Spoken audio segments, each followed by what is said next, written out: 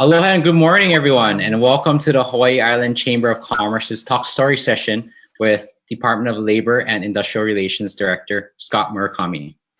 My name is Dennis Lin, and I am the chairperson of the Young Professionals Committee here at the Chamber. I also work for Bank of Hawaii as a commercial banking officer. At this time, I would like to invite Ria Limoku, President of the Hawaii Island Chamber of Commerce, to say a few words. Thank you, Dennis. Good morning, everyone. I hope you are all staying safe and healthy. Please know that the Hawaii Island Chamber of Commerce is here not only to serve and support its members, but also for the entire community. We know that these times are challenging for everyone, and I want you to know that the HICC has information available on useful resources for businesses, recorded webinars, and chamber member businesses, including restaurants and retailers who are open for business, available on our website at www.hicc.biz. Please continue to support and shop at chamber member and local businesses. These are the people who support our local nonprofit organizations and community events. And now it is our turn to help them if we are able to. Finally, please do reach out to me, to Miles, or Taylor if there is anything that the HICC can help you with. Stay safe and take care. And then I also wanted to thank Dennis and Jace and the rest of the Young Professionals group for putting this together today. Thank you. Thank you, Ria. So today we have the privilege of having Director Scott Murakami of the State of Hawaii Department of Labor and Industrial Relations. Director Murakami was appointed by Governor Ige to serve as director in April of 2019. Previous to being director, he served in various leadership positions at the University of Hawaii. He also serves on the State of Hawaii Rehabilitation Council, the Board of Directors of the Economic Development Alliance of Hawaii, and the Workforce Development Council. Director Murakami holds a BA in Political Science and Sociology and an MBA and Master's in Accounting from the University of Hawaii at Manoa. Director Murakami, thank you for your time today, and we are all looking forward to your thoughts and updates on the unemployment situation here in Hawaii. Morning, Dennis. It's a pleasure to be here. Thank you. I wasn't sure what the format was, but maybe I can start off by just a few things. So just a quick note. I actually was appointed by the governor in January of last year. So, just a few things. So to give you a sense of where we are now, we've, as of yesterday, we processed a total of 158,950 claims. Let's see, of those, 73.71% were paid, or 117,166 claimants. We've had to deny 41,784 claims. We still have approximately 73,539 claims that we're processing. And all of those claims are somewhere along the processing stage. So, and they require some level of either monetary alignment with the employer data and the data separation, or they require some kind of correction to the claim themselves. That gives you a sense of where we are in terms of the claims, in terms of what that means for benefits. So let's see, I'm going to kind of give you a rundown from just this week. This week alone, we've paid out a total of $83,787,768.24 in benefits. That's just for Monday and Tuesday. I can tell you in total since the start of COVID-19, if I go back to the beginning of March, we paid out a total of $484,431,896 in benefits to recipients in Hawaii. So that gives you a sense of where we are now and some of the issues that we're some of the claimants that we're still focusing on in terms of those who are in process.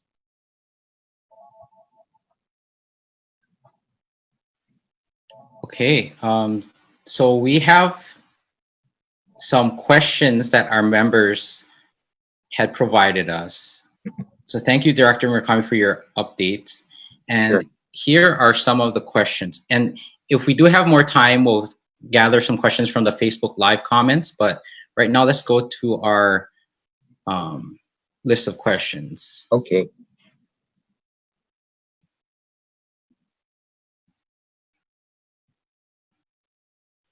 Okay. Here we go.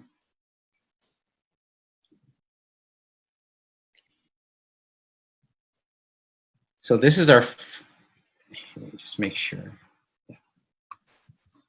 Okay, so this is a first question from one of our employers with the Chamber of Commerce.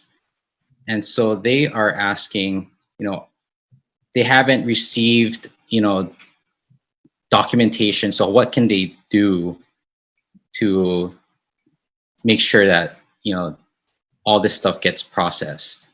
Okay. How do we help her? So I'm going to maybe start from the start of the filing process. The best thing an employer can do to help an employee is when they're about to be separated from duty, help them file their claim. And the reason is that a lot of times a business may be doing business may have a DBA and doing business under another name, and the employee may not understand that.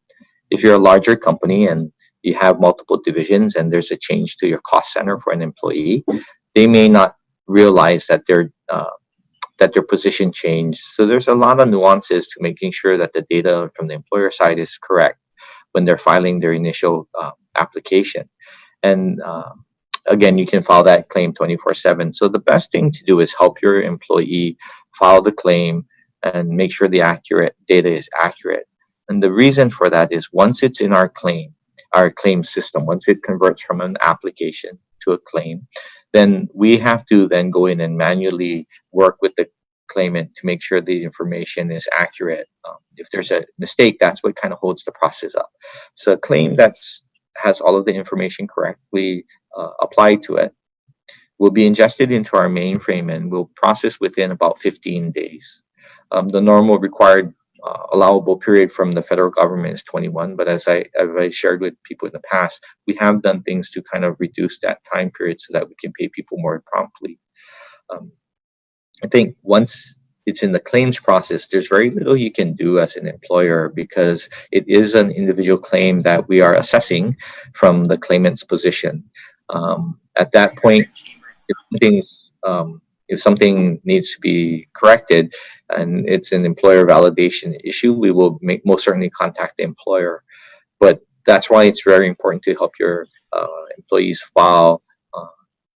get the filing correct when they initially put their application in. Okay, thank you. Sure. So the next question, this is a pretty long question, but basically they're asking about, so it's the issue is by the time they get the notice of unemployment benefits, they may have already been paid. The employee may have already been paid and the benefits start year is incorrect. Right. So what can they do about that?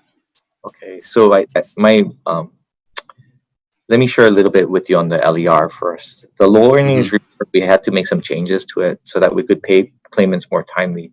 And this unfortunately happened. We were hoping to be able to get more assistance in the filing process because, as I shared with you, in the filing process, if we could capture the data correctly and help a claimant file accurately, we'd have an easier time processing the claims through. So that was our initial strategy.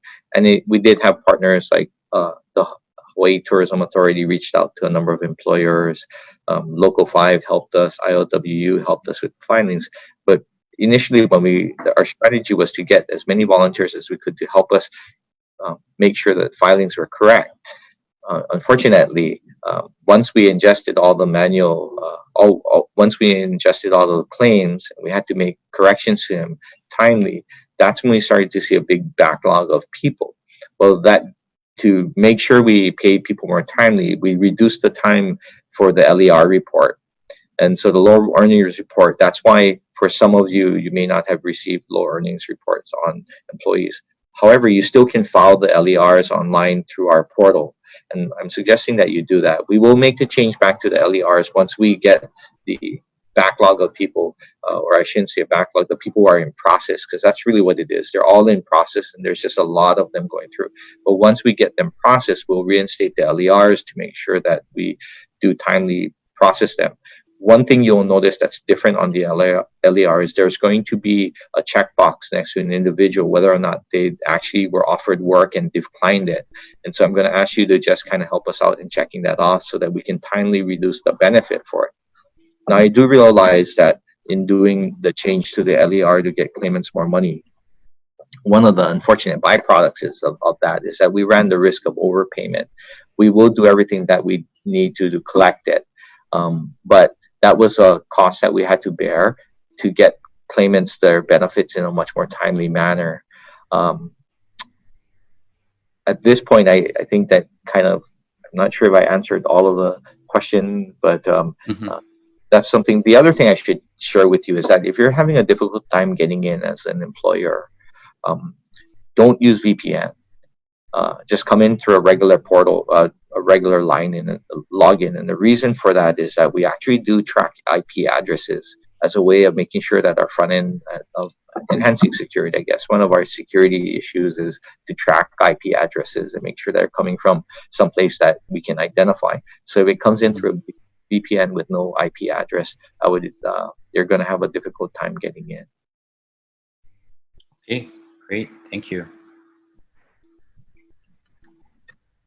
So our next question is regarding the pandemic unemployment assistance. So what kind of documentation do these self-employed and independent contractors need to provide to apply for this PUA? So from what I understand, we're going to run the initial monetary eligibility for people in the program at the minimum amount, which is $263. And so basically what it would mean is that, if you feel you're entitled to additional benefits above and beyond the $263, then that's when we're going to have to submit additional documentation for it. The additional documentation could be things beyond the 1099 data that we have. So it could be things like contracts you have, possibly any kind of additional business records, bank deposits, or receipts that document the amount of money that you received as net income. But our strategy going forward is to try to get the minimum amount of the minimum award out, the minimum eligibility amount out, which is the $263 plus the $600 plus up, and then make any adjustments moving forward. Would it be possible to outline the review process?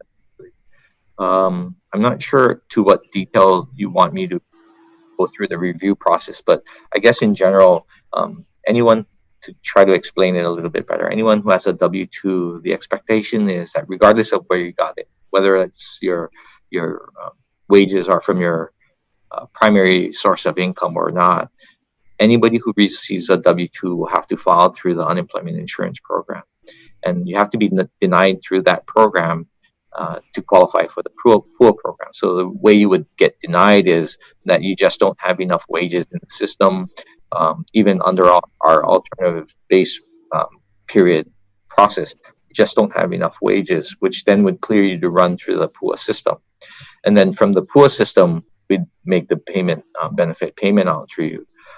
I will tell you that if you are if for some reason you are not allowed to participate or ineligible to participate in the unemployment system, so for example, if you lost, if your separation of duty was because of the individual quit or because of a disciplinary reason or fraud, they would not be able to benefit from any of the programs that we have, either in the UI or PUA programs or the additional plus up dollars. The people who would be coming through directly through the pandemic unemployment assistance program would be people who have absolutely no wages. So if you don't have any kind of W-2, any type of wages from a covered employer, then those individuals could process directly through the PUA process. We are currently in testing of the with our contractor of the UI data and the tax data, making sure that we can verify it and validate it. And we are looking at sometime this week to go live with the actual processing of the PUA claims. Okay, thank you. So will this be provided on your website, this outlining the pool program, or is Yes. there a resource that, okay. Yes. It will be on the website, and there'll be other information forthcoming as well. The other thing I should mention, Dennis, is we're also working to train our call centers up. We are getting them information on what to expect from the pool calls. They have been receiving pool calls already, but we wanted to provide them with a little more detail so that they can help the public with their filing as well. Great.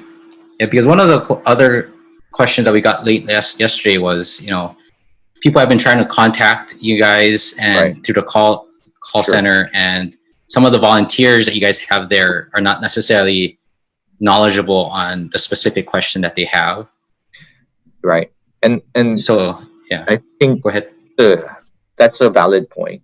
But I would think also, I did want to share with people also that they are volunteers. We were not prepared for this at all, not just as a department, but as a state.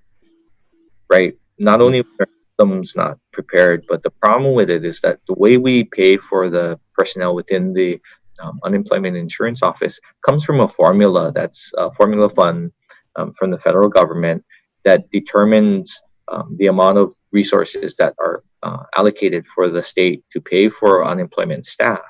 So we were short on funding with that. And so I believe, if my numbers are right, I think our ongoing recurring cost was about $16 million a year, and we were only getting 13 from the federal formula fund.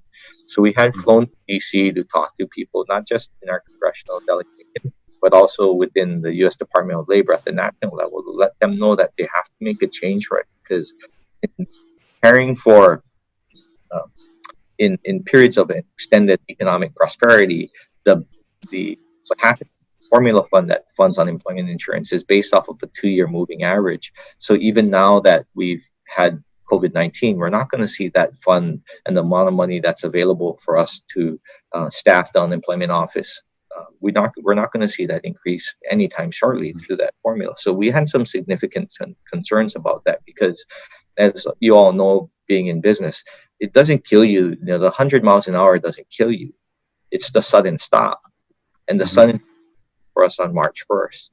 Unfortunately, on March 1st, we were in a situation where we were $3 million short of funding the existing personnel that we had in the unemployment insurance office. And if you want an idea of how many people that was 7 people processing your claims. 7 people. Wow. And that's what we were given from the U.S. Department of Labor. So what we've done since then is we've trained up over 350 people now. So the people answering the phones aren't unemployment insurance people.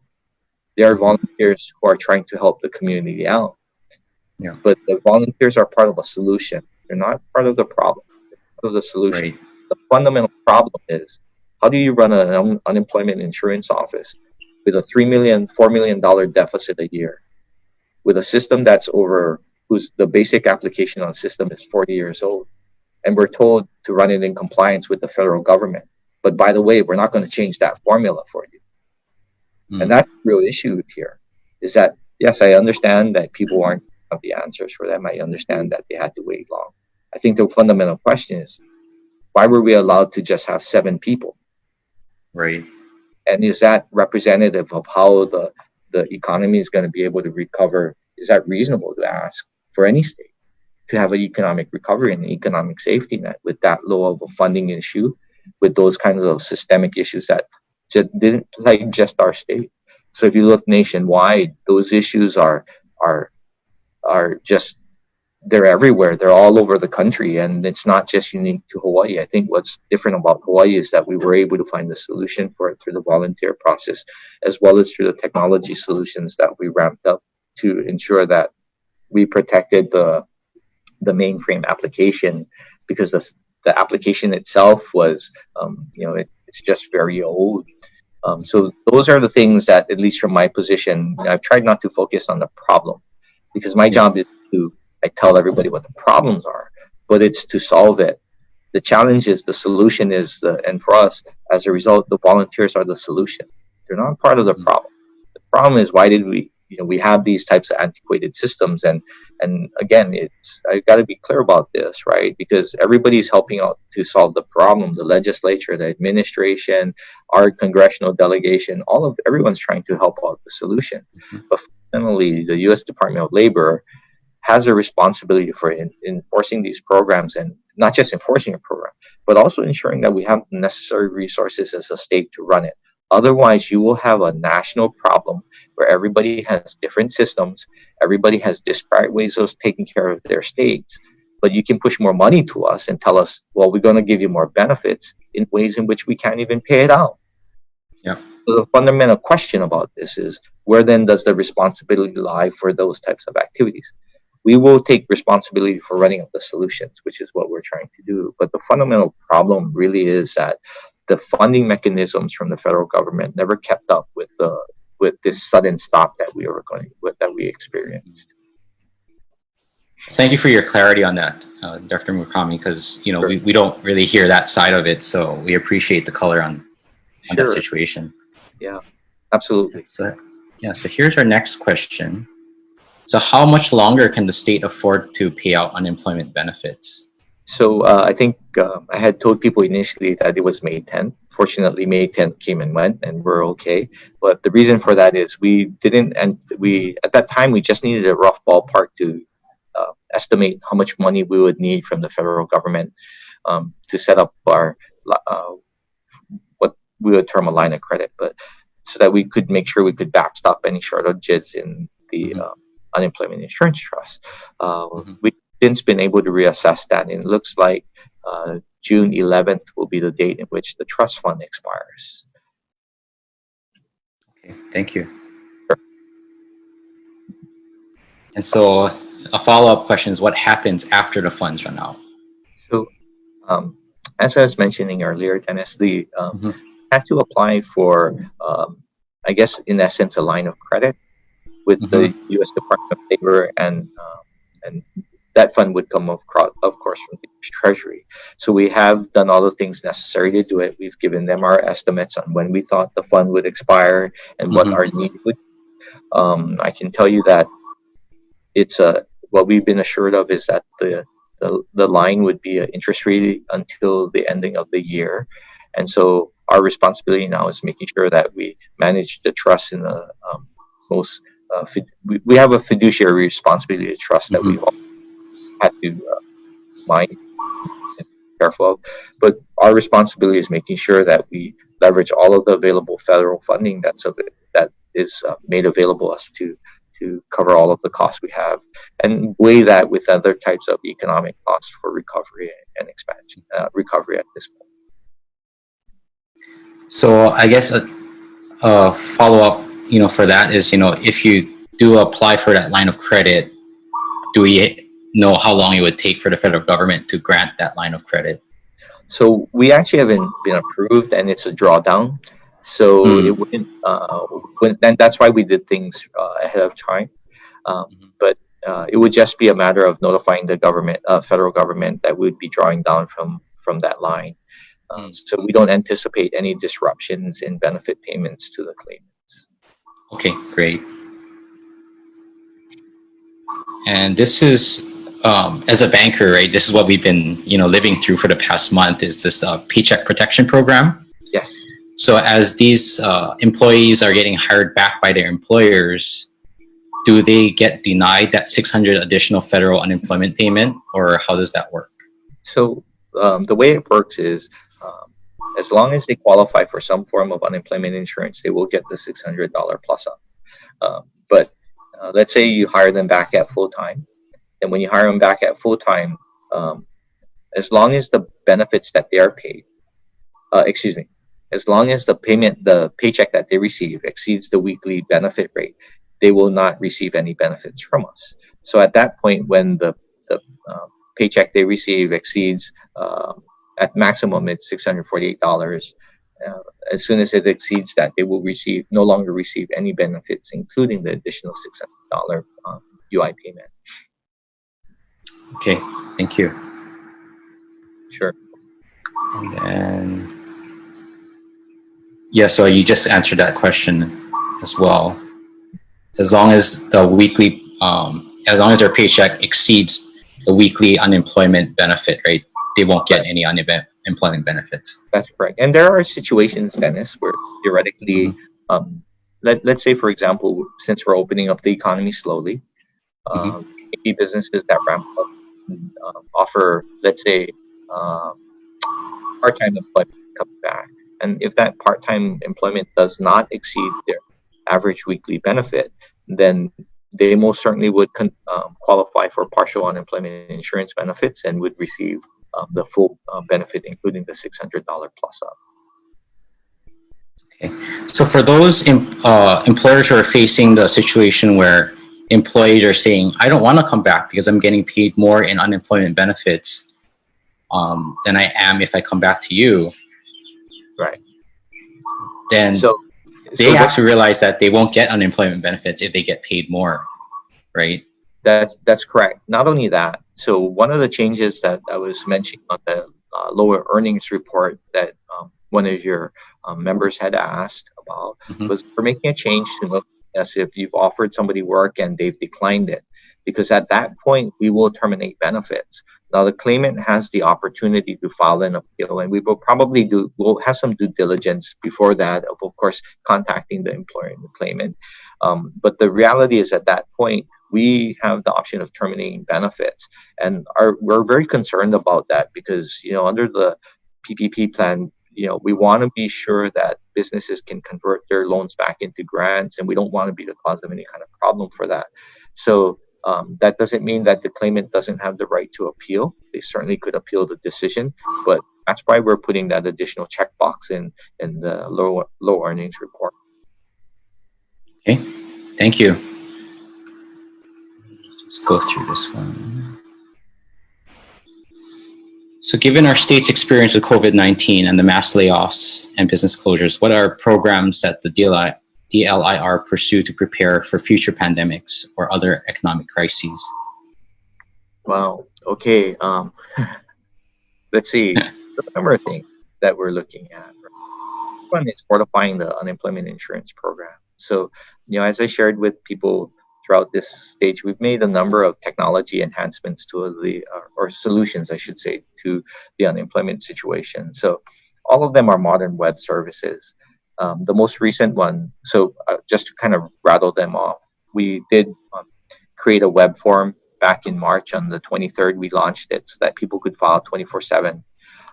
And what we did is basically we ingested that data into the mainframe. So that's one solution.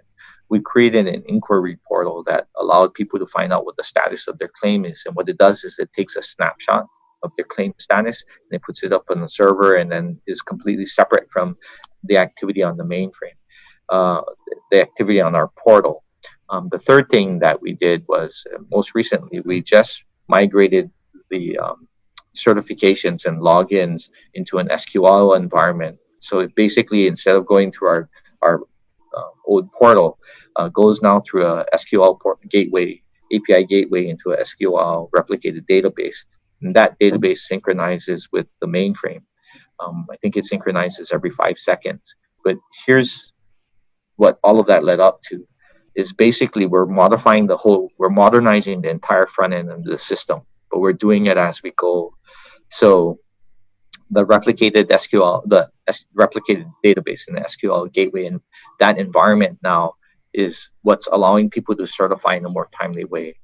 So all of these solutions are built so that in the event that we have episodic events of COVID-19 and we have to shut the state down again, we at least have the capability of maintaining the level of service that they've come to, that is much better than what we had when we first started out.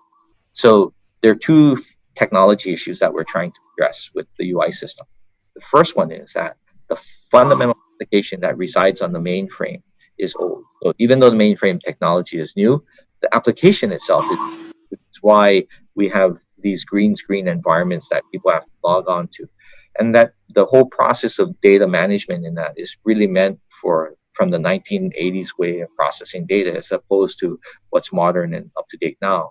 The second issue that we have is that the time we built the front end, the web portal, is right after the Great Recession. I think it was about 2009. So at that time, there were limited resources to build it.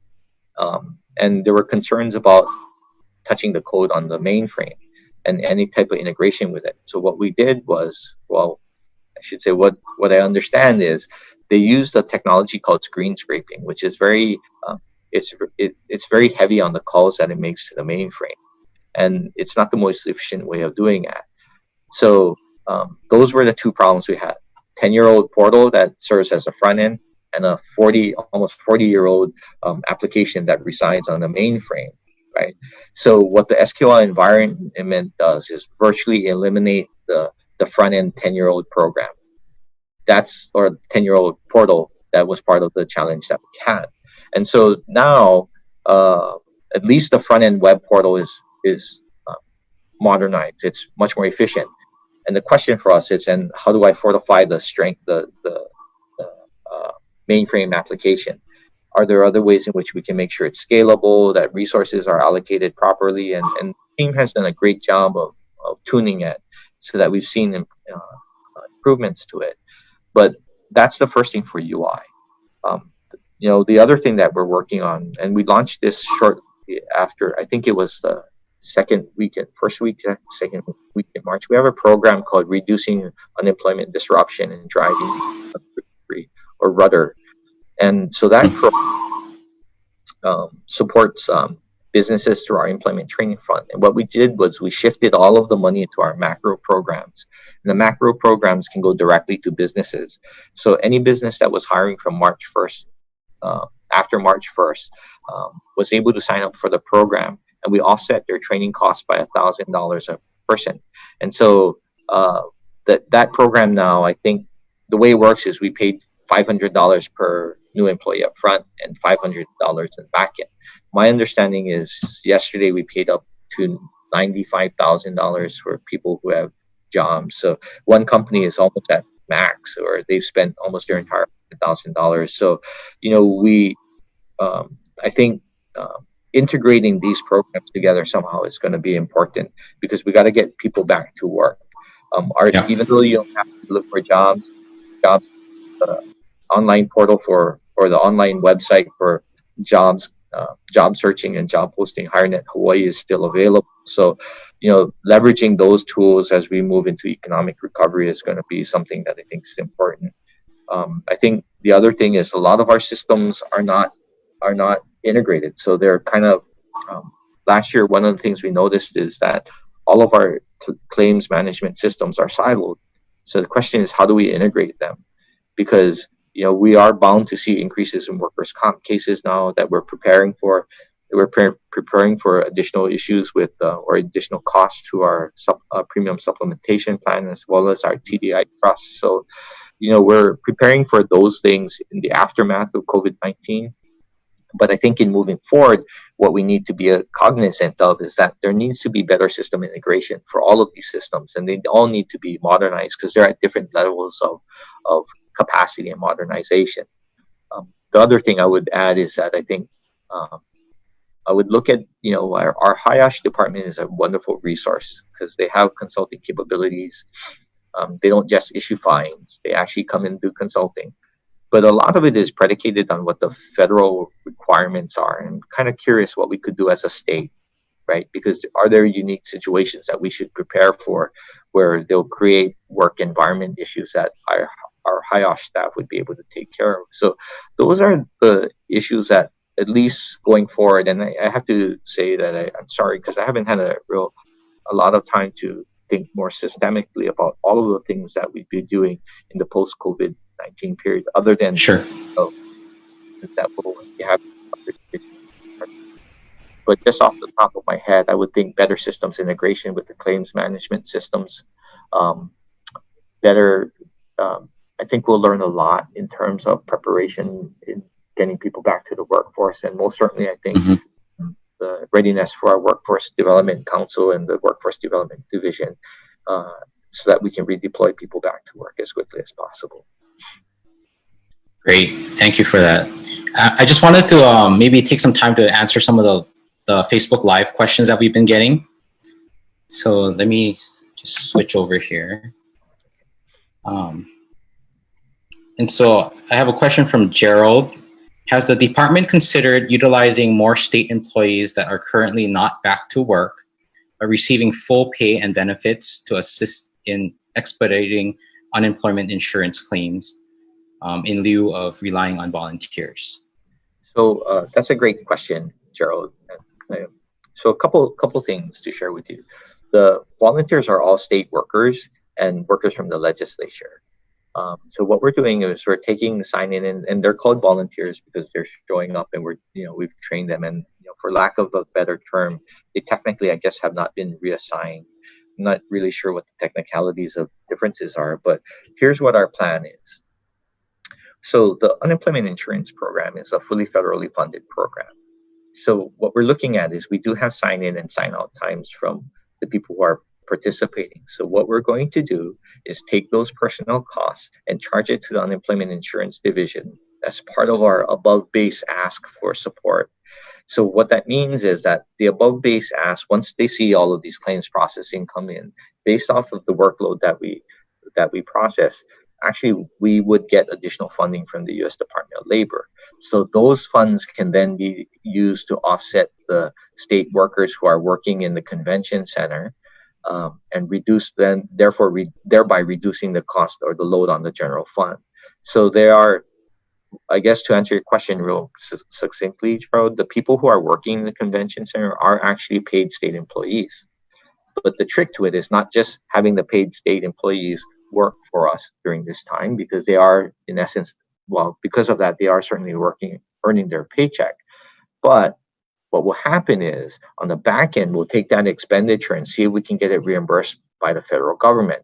And as a result, we not only make sure that the state workers are, these state employees are busy working on people's unemployment insurance claim, but there may be a chance we can offset their expenditure from the state budget through the U.S. Department of Labor's above base funding mechanism for our unemployment insurance group. Great. So the other questions I've been seeing is, so we already answered the line of credit with the U.S. Treasury. The other question is, how is the state rectifying overpayments when it's related to self-insured nonprofit accounts?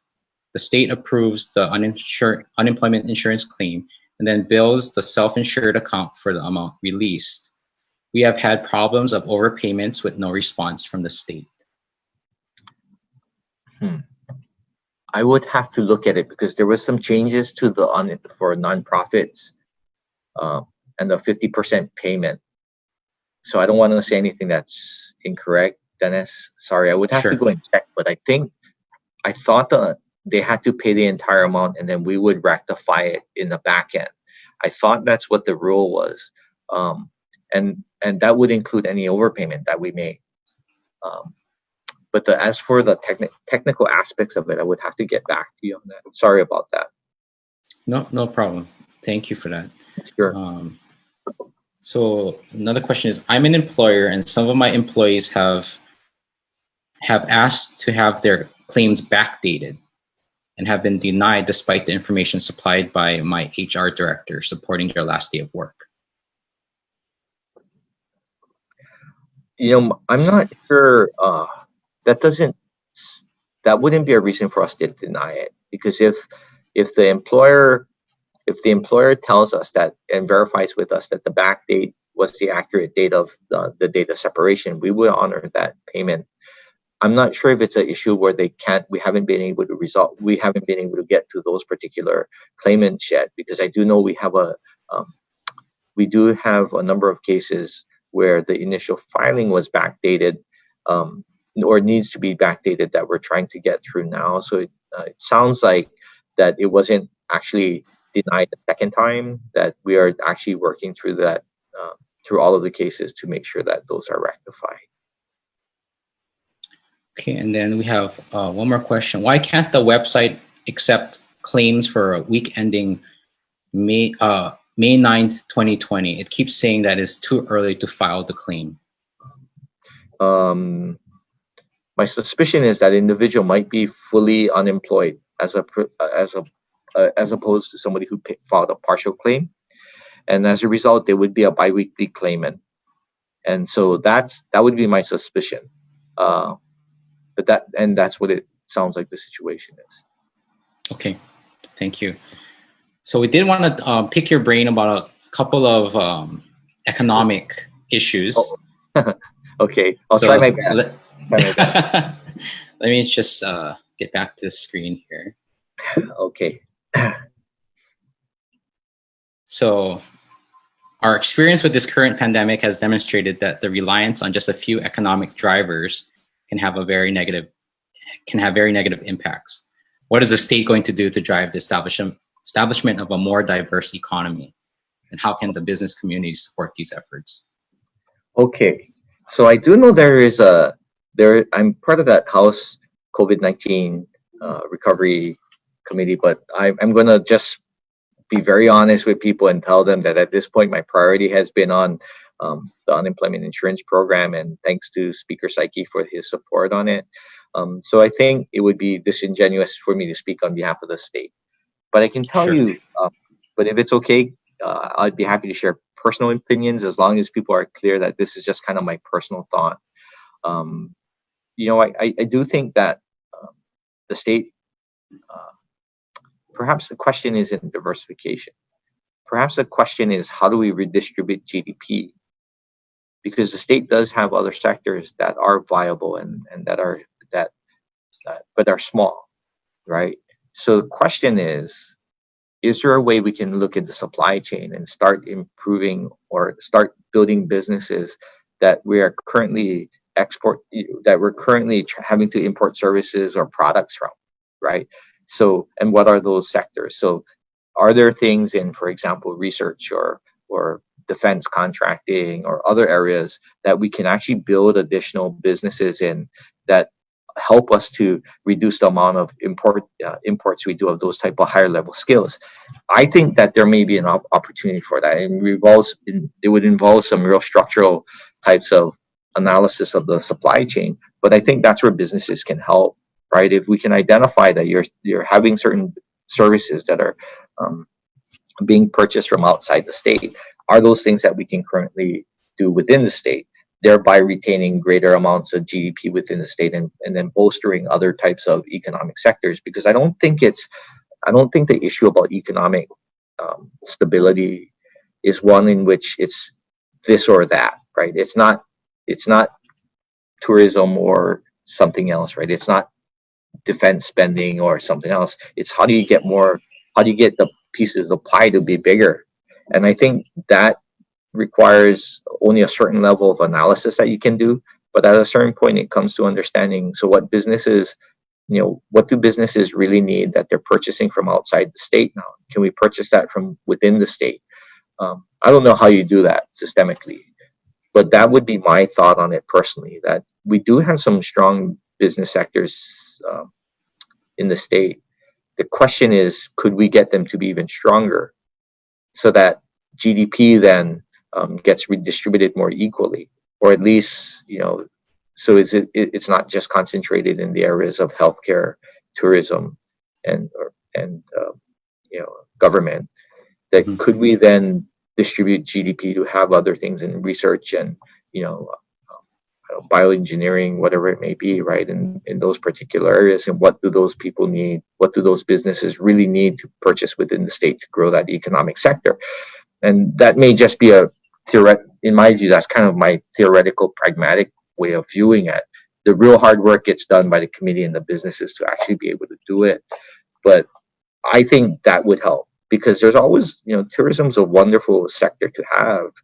And a lot of people enjoy working in that sector. And I don't think there's anything wrong with that.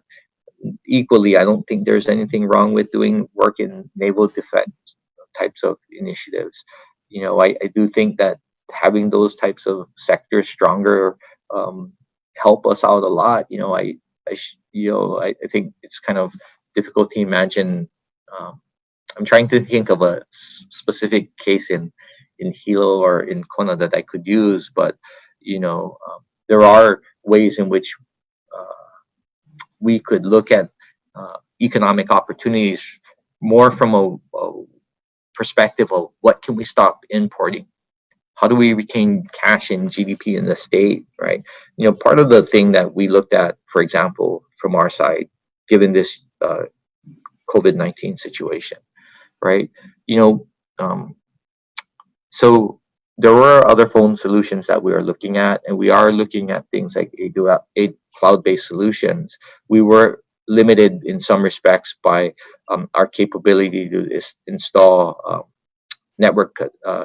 connections to our mainframe. But one of the things that we tried to do is use local vendors as much as possible. So Hawaiian Telecom has been here helping us out from the time that we started up the first redistribution of staff within our department. We created a call center within DLIR. They were also with us when we expanded out to the sandbox out in Kaka'ako. And then they were with us helping us at the convention center, right? And the reason that's important is because now we're keeping Hawaii people working, right? So I could put that money in other places. I agree. You know, and unfortunately, we had some technology limitations with the connection to the mainframe that people taking the calls need to have. But the point still is that by keeping the money in Hawaii at this point, you know, people can buy plate lunches, they can buy, you know, slush float, they can buy the kind of things that they need that keep other sectors in the economy rolling. And for me, those issues were always, they may not have been top of mind all the time because our real issue was trying to get the UI system running. But there were things that were at least noodling around the back of my mind that, you know, we got to try to keep the money within the state economy circulating. Okay, great. Thank you. Sure. I got a couple more questions on the Facebook Live just now. Somebody's asking, what do the levels 1, 2, and 3 mean? Yeah, I'm sorry if that confused people. You know, we really use a lot of UI vernacular, and I really need to try to clean that up. But level 1 problems are things with filings. So let's say, for example, individuals had filed a claim, and a lot of the issues that level 1 people are dealing with is calling back a claimant and working with them to make sure that their routing number is correct, their bank account number is correct, or their business that they worked with is correct. Those are the common types of errors that we had with level 1. So that's really the activity that's happening at the in calling back a claimant from the call center. The level 2 activities were were issues specifically dealing with a claim. So they've gone beyond the application stage and they are now at the claim stage. And so those situations where we have to take the employer data and match it up with the claimant data and make sure it's accurate. So a lot of times people had, you know, just errors on things like who their employer was, because the system would allow you to file it if there's a business name, even though there's a DBA. So it was aligning those things up. We ran into a lot of that with people who were working for staffing solution or staffing businesses, I should say. Or the dates were wrong. And those are typical of level 2 problems. So it actually couldn't be, level 2 problems really couldn't be in any way removed, automated, because it was a matchup of data that we had from the employer and from the claimant. Level 3, and then once that clears level 2, people can get paid at that point if all of their other information is correct. But then it takes us to level 3, and level 3 is much more challenging issues that people have to resolve. Typically, a level 3 issue would involve, let's say, a different reported reason for a separation of duty that's different between the employer and the claimant. So what happens at a level 3 situation is we actually have claims adjusters and claims examiners, going in and actually doing fact finding. So they actually have to type up a report about what the situation is, render a decision based off the facts, and then as a result, they can then either push the claim on to get paid once all of those issues are resolved, or the claim actually gets denied. So it just refers to different stages along the way. And each of those stages could result in somebody getting paid. So if we catch a level 1 problem and we clean it all up, that person theoretically could get, that application can get through and get paid processed and paid within 15 days. If it comes through, once it's done at that point, at that point, all bets are off in terms of how long it's going to take, because now we have an error within our system, that antiquated application that resides on the mainframe. That's where the claims are lies, and that's where it takes somebody from the convention center matching up the employer data, matching up the end date, making sure they're correct. And if that all goes through, then it can process to payment. But if there are other issues, such as the issues about the reason for separation, then it proceeds through level 3. So as you can see, it's all based on these stages of having any kind of claim assessed and subsequently paid. So then it just depends on what level the issue is at, and that determines how quickly that issue will be resolved. Right, correctly. And that's absolutely correct, Dennis. And that's why we were really trying at the start to see if we can get a lot of people who can help us up front so that they can file. And kudos to everyone who helped us with that. Local 5 helped us a lot. ILWU helped us. HTA again went out and helped us. There are a number of businesses, quite a bit, who actually called us asking us, hey, how can I help? And it really was at the filing stage. And then there's one last question on Facebook Live about something about a 13-week extension. Oh, yes. So under the Federal CARES Act, there is a 13-week extension for benefits that we are working on now. So similar to the 600 plus up, we didn't want to ask people to claimants to have to do anything else. We wanted to be able to apply it in an automated way. So we are working on that solution now. My target is to have it out sometime early next week, but it would extend the benefits for people who are currently receiving unemployment benefit claims.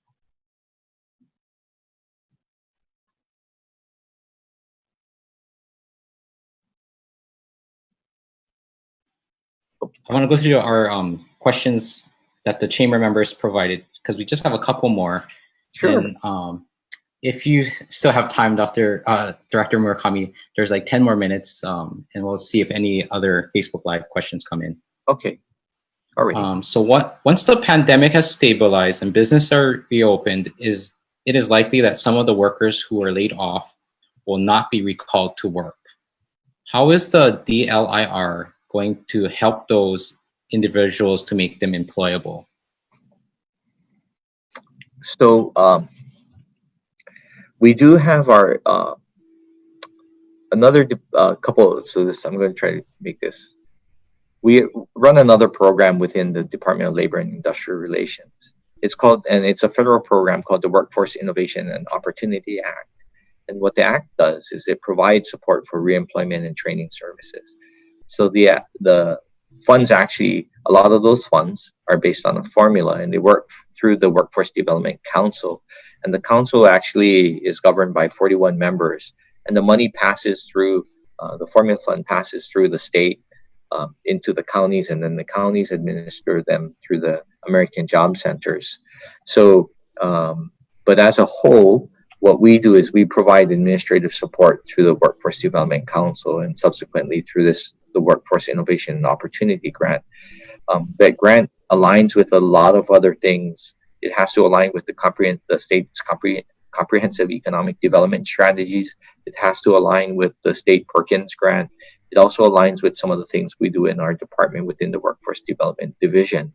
So all of the in totality, and I didn't want to, the reason I'm kind of making sure I do this right is because there's a lot of people who are responsible for making this program work, and I don't want to leave them out. Certainly don't want to seem like we're the ones who do it, because it really is the work of a lot of other state departments, the University of Hawaii, the state Career Technical Education Program. All of these people, the DOE's Adult Education Program, all of these programs are available to help people get back to work, to receive the necessary retraining that they should get so that they can take on new career opportunities if that's what they should choose. And the reason this is important, right, is because every time we see some type of major economic downturn like this, and hopefully this will be short, but anytime you see something like this, is the labor market always shrinks. Our labor force participation rate always goes down a bit. And so having that retraining available is vitally important to making sure that we can return to economic viability. Great, thank you. So with the decline in labor expenses for many companies, how has the ETF funding been impacted, and how will this affect employee training in the future? Or any federal dollars be allocated to the ETF? So my suspicion is that what we're seeing now, I guess I should say, is because it's more than what I'm anticipating, but what we're seeing is that you're absolutely correct. The funding that's going into this employment training fund is reducing. Unfortunately, and our intention, the state of Hawaii has always been lucky because they had the employment training fund. I mean, you may not feel that way if you're a business and you have to pay into it, but we're lucky because it allowed us to train incumbent workers. We don't have that type of money coming in from federal dollars. Federal dollars under the Opportunity Act have always been focused on dislocated workers. There is some areas in which we can help because it was dislocated workers and it can service people who are underemployed, but that's always been a threshold that we've kind of struggled with as a state. Where I anticipating other federal dollars, there is a federal disaster dislocated worker grant that we've applied for. I think that's for $16 million. Part of it and we're trying to align all of those funds under the Rudder program so that it focuses on, supporting businesses as they rebuild out of COVID-19 or businesses who have been hired throughout COVID-19. I think the dollars will continue there. I'm pretty certain that the apprenticeship dollars will continue, albeit not as much in the competitive areas through competitive funding sources. But I do think people see apprenticeship as a good opportunity for economic, at least I do. That would be my guess, but that's how I would see it because, apprenticeship is a good way to learn new skills and then move into other types of career opportunities while you're getting paid. So, you do a couple of things, which is you help the economy out, help the individual out. The businesses get the workforce that they need and can grow the individuals at a much lower cost for everyone. So I would imagine those programs would continue to be available, but I'm not sure about the training for incumbent workers. I don't think the federal government has a program. At least they would have to build a new program to support it. Okay, thank you. Sure. I think I have one more question here on the slide. So for people with social security issues, how long does the process take to fix, and which level is it considered? So that typically is a level 3 issue. We have seen issues with people having wrongs of multiple SSNs, and we actually validate that number, and we are concerned that that could be a case of fraud. That is something that we have to look into and make sure that that's accurate, because if somebody's received benefits under 2 SSNs, then it clearly is a situation that we would be concerned about.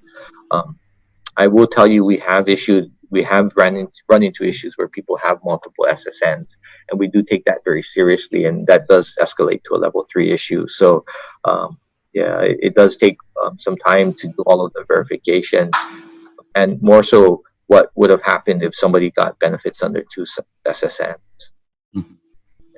Okay, I'm going to switch over to our couple last questions on our Facebook Live, okay, and then we'll close up. Okay. So, Miley said that I tried to file for the PUA. It started counting down 14 days when I would receive the first confirmation email.